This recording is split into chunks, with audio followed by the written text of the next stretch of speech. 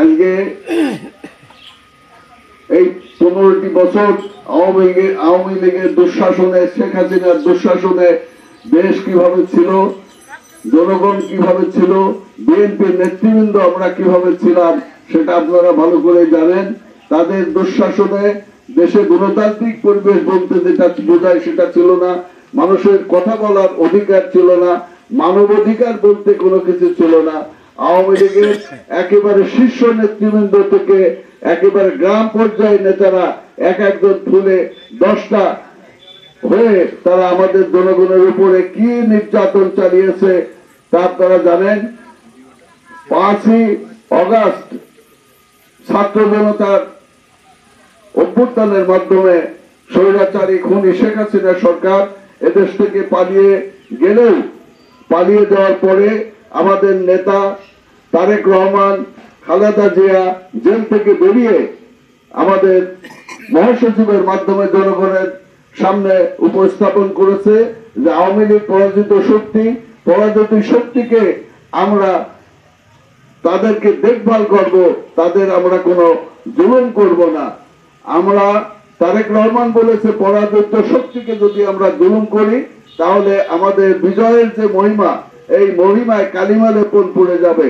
কিন্তু এই পরাজিত শক্তিরা যারা আমাদের জনগণের উপরে, আমাদের কর্মী নেতৃবৃন্দের উপরে যারা নির্যাতন করেছে, যারা ভূমি দখল করেছে, যারা বিভিন্ন ভাবে চাঁদাবাজি করেছে, বিভিন্ন ভাবে হয়রানি করেছে, তাদের সাথে আমাদের কোনো আপোষ নাই। তাদেরকে আমরা হুমকি ধমকি দেব না, তাদের কাছ থেকে কোনো চাঁদাবাজি করব না, কারো জমি দখল করব না। কিন্তু যারা পরাজিত হয়েছে তারা পরাজিত শক্তির মতোই থাকবে। তারা আমাদের কাঁধে ভর করে আমার যে পরাজিত শক্তি আবার বুক ফুলিয়ে চলবে, এটা হতে পারে না। আমরা লক্ষ্য করছি আমাদের কিছু কিছু নেতৃবৃন্দ টাকা পয়সার বিনিময়ে অথবা অন্য কোনো কিছুর বিনিময়ে এই পরাজিত শক্তিকে কাঁধে করে ঘোরার চেষ্টা করছে। আমি ওই আওয়ামী লীগদের বলতে চাই, তোমরা যেভাবে মানুষের উপর নির্যাতন করেছো, যে যতটুকু নির্যাতন করেছো তার ততটুকু শাস্তি ভোগ করতে হবে। বেশি বাড়াবাড়ি করলে তোমাদের সাথে আমাদের বোঝাপড়া হবে, এবং যারা বিএনপির যারা এইগুলো করছে তাদের সাথেও আমাদের বোঝাপড়া আছে। আমরা বলে যাচ্ছি যে আপনারা যারা বিএনপি করবেন, তারা বিএনপির দল, বিএনপির নেতা, বিএনপির নেতৃত্ব যে আদেশ দেবে সেইটা আপনারা ফলো করবেন। এর বাইরে গেলে আপনাদেরও ছাড়া হবে না। আপনাদের বিরুদ্ধে এই জনগণ 1000 লোকের বিনিময়ে, রক্তের বিনিময়ে এই দেশ দ্বিতীয় স্বাধীনতা অর্জন করেছে। শেখ হাসিনা এবং আওয়ামী লীগের নিকট থেকে তারা মুক্তি লাভ করেছে। এই বিজয় আমরা বৃথা যেতে দেব না, এবং বিজয় বৃথা যাওয়ার জন্য শেখ হাসিনা ভারতে বসে, শেখ হাসিনার ছেলে আমেরিকায় বসে এবং আরো অনেকে ষড়যন্ত্র করছে। আপনারা তো এখন টেলিভিশনের কল্যাণে সবকিছু দেখেন।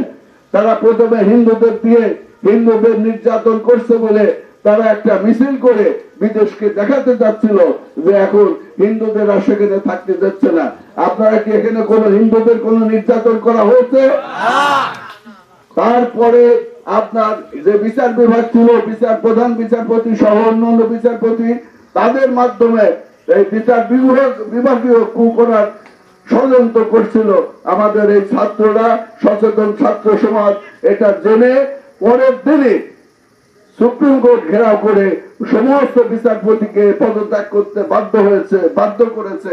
আপনারা কি এগুলো দেখেছেন টেলিভিশনে? তারা চাইছিল ওই দিন ফুল কোর্ট বসিয়ে যে তত্ত্বাবধায়ক সরকার, ছাত্র জনতার আন্দোলনের ফসল তত্ত্বাবধায়ক সরকার গঠন করেছে, এই সরকারকে অবৈধ ঘোষণা করে একটা প্রশাসনিক রাজনৈতিক সংকট সৃষ্টি করবার। কিন্তু ছাত্র জনতা সচেতন ছিল, তারা সাথে সাথে হাইকোর্ট, সুপ্রিম কোর্ট ঘেরাও করে সেই বিচারপতিদের পদত্যাগ করতে বাধ্য করেছে। তারপরে আপনার এই যে আনসার আপনারা এখন টেলিভিশনে দেখছেন যে 10,000 আনসার তারা এক জায়গায় করেছিল। এরা সবাই আনসার না, এই আওয়ামী লীগের কিছু লোকজন আনসারের পোশাক পরে আনসারের মাধ্যমে সচিবালয় ঘেরাও করে তারা চেয়েছিল সচিবালয়ের এখন যে দায়িত্ব আছে স্বরাষ্ট্র মন্ত্রণালয়, উনি তাদের বলেছে যে তোমরা যাও, আমরা তোমাদের দাবি দেওয়া যেটা আছে এটা আমরা একটা কমিটি করে দিয়ে এগুলো আস্তে আস্তে এগুলো সমাধান করব। কথা দেওয়ার পরও তারা সেখানে অবস্থান নেয়, জোর করে সচিবালয়ে ঢুকে পড়ে এবং যারা উপদেষ্টা ছিলেন, এই বর্তমান উপদেষ্টা পরিষদের উপদেষ্টা সহ সমস্ত সচিবদের ঘেরাও করে রেখে তারা সেখানেও একটা সাংবিধানিক সংকট সৃষ্টি করার চেষ্টা করেছিল। এটাও সচেতন ছাত্র সমাজ বুঝতে পেরে সাথে সাথে সেখানে আক্রমণ করে আনসার বাহিনীকে পরাস্ত করেছে। অতএব আওয়ামী লীগ চুপ করে বসে নাই। আমরা যে বিজয় অর্জন করেছি, 1000 সাধারণ মানুষ ছাত্র জনতার রক্তের বিনিময়ে আমাদের এখানে, আমরা এখনই ঘুরে এসেছি, মাহিম নামে একটা ছেলে, সে কুমারখালী থাকতো, সে ওই কাঁদুনে গেছে আক্রান্ত হয়ে সে শহীদ হয়েছে, সে মৃত্যুবরণ করেছে। আমরা তার রোহের মাগফিরাত কামনা করি। আমরা তার পরিবারের প্রতি, সংসপ্ত পরিবারের প্রতি সমবেদনা জানাই। আমাদের আরো খুকসার একটা ছেলে, মারুফ নামে একটা ছেলে, ঢাকাতে ওই টেলিভিশন মিশনের পাশে সেখানে নিহত হয়েছে। এই সমস্ত নিহত শহীদদের রক্তের বিনিময়ে আমরা এই গণতান্ত্রিক বাংলাদেশ পেয়েছি। আমরা চাই না যে আবার এই গণতান্ত্রিক বাংলাদেশের যে বিজয়, এই বিজয় নস্যাৎ হোক। এই বিজয় যারাই নস্যাৎ করতে চাইবে আমরা তাদের বিরুদ্ধে সোচ্চার হব, তাদের বিরুদ্ধে ব্যবস্থা নেব এবং আগামী দিনে যাতে এইরকম কোন সরকার, স্বৈরাচারী সরকার যে জনগণের অধিকার হরণ করে, জনগণকে কথা বলতে দেয় না, জনগণের গণতান্ত্রিক অধিকার হরণ করে, ইচ্ছা মতো ভোট দিয়ে ওই এমপি নির্বাচন করে। এই দেশের মালিককে জনগণ, কোন অর্থে জনগণ। ওই যে ন্যাশনালে যে ইলেকশন হয়, এমপি ইলেকশন, সেই ইলেকশনে বিভিন্ন দলের প্রার্থী দাঁড়ায়। আপনারা যাদের পছন্দ করেন তাদেরকে ভোট দেন এবং তারা ভোট পেয়ে যে দল সংখ্যাগরিষ্ঠ পাবে তারাই সরকার গঠন করবে, এটাই নিয়ম।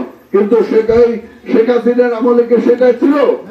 14 সালের নির্বাচনে 154 জন বিনা ভোটে নির্বাচিত হয়েছে। তারপরে 18 সালের নির্বাচন দিনের ভোট রাতে হয়েছে। আর আপনার 24 সালের নির্বাচন তারা কোন বিরোধী দল ছিল না, তারাই বিরোধী দল সেজে নিজেদের মধ্যে ভাগ বটারা করে নিয়ে সরকার গঠন করেছে। অতএব এই অবৈধ সরকার জগদ্দল পাথরের মতো আমাদের জনগণের উপর চেপে বসেছে। তারা লুটপাট করেছে, হাজার হাজার কোটি টাকা লুটপাট করে জনগণের জীবনকে দুর্বিষহ করে ফেলেছে। আজকে 1 কেজি কাঁচা মরিচের দাম 1000 টাকা পর্যন্ত উঠেছে। পেঁয়াজ, আলু, পটল, সমস্ত জিনিস সাধারণ জনগণ যেগুলো ব্যবহার করে সেই জিনিসের দাম আকাশচুম্বী। সাধারণ মানুষ জীবনযাত্রা নির্বাহ করতে পারছে না এই সরকারের লুটপাটের কারণে।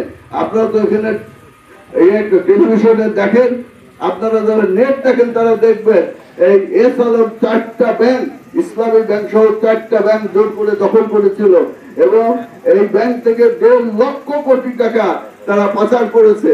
এই 1.5 লক্ষ কোটি টাকা রোডদের দিয়েছে শেখ হাসিনার বোন রেহানা, শেখ হাসিনার ছেলে সজীব ওয়াজের জয়। আপনারা নেট যারা দেখেন তারা দেখবেন এইভাবে দেশটাকে ধ্বংস করে দিয়ে জনগণের উপরে এই যে টাকা পয়সা বিদেশে পাচার করে দিচ্ছে, টাকা পয়সা কমে গেলে পরে কি হয়? দ্রব্যমূল্যের দাম বেড়ে যায়। এই ডলারের দাম বেড়ে গেলে দ্রব্যমূল্যের দাম বেড়ে যায়। বেড়ে যাওয়ার ফলে জনগণের জীবনটা দুর্বিষহ হয়ে গেছে। অতএব আমরা এই ছাত্র জনতার আন্দোলনের মধ্য দিয়ে আমরা এই বিজয় অর্জন করেছি। জনগণকে সেই স্বৈরাচারী শেখ হাসিনার হাত থেকে, স্বৈরাচারী আওয়ামী লীগের হাত থেকে রক্ষা করেছে। আমরা চাইবো আমাদের এই বিজয় সংহত হবে, আমাদের বিজয় কেউ নস্যাৎ করতে পারবে না। যে তত্ত্বাবধায়ক সরকার আসছেন, ওনারা ঘোষণা করেছেন যে আমরা বিচার বিভাগের সংস্কার করব, আমরা আর্থিক প্রতিষ্ঠানের সংস্কার করব, আমরা ব্যাংকের সংস্কার করব, আমরা প্রশাসনের সংস্কার করব, যাতে প্রশাসন জনগণের পক্ষে কাজ করে। এই সংস্কারগুলো করার পরে আমরা একটা গণতান্ত্রিক পদ্ধতিতে নির্বাচন দিয়ে জনগণের উপর ছেড়ে দেবো। জনগণ যে দল যে ব্যক্তিকে নির্বাচিত করে তারাই রাষ্ট্র ক্ষমতায় আসবে। এবং আমরাও চাই যে তত্ত্বাবধায়ক সরকার এই যে দ্বন্দ্বগুলো শেখ হাসিনা রয়ে গেছে, যার জন্য জনগণের জীবনকে অতিষ্ঠ করে তুলেছে, এই দ্বন্দ্ব দ্বারা মুক্ত হয়ে আমরা আবার স্বাধীনভাবে গণতান্ত্রিক রাষ্ট্রে বসবাস করতে পারি। আমার ভোট আমি দেবো, যাকে খুশি তাকে দেবো, আমার যার খুশি তাকে ভোট দিয়ে, যে দলকে খুশি সেই দলকে ভোট দিয়ে আমরা সরকার নির্বাচিত করবো। কি আপনারা এই ব্যাপারে একমত আছেন?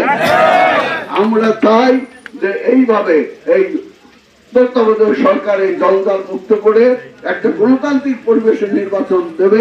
সেই নির্বাচনে বিএনপি অংশগ্রহণ করবে, বিএনপির সাথে যে সমস্ত দল আন্দোলন করেছে তারা অংশগ্রহণ করবে।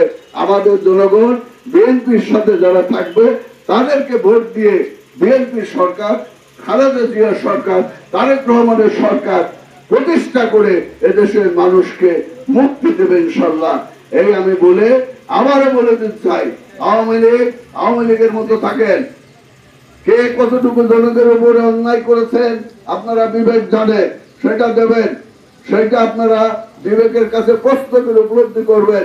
কেউ যদি এই বিএনপির নামেও ওই সমস্ত ঘুষখোরদের ঘাড়ের উপরে পা রেখে আপনারা পার পেতে যান, তো সস্তা না, এইটা আপনাদের পার পেতে দেওয়া হবে না, হবে না, হবে না।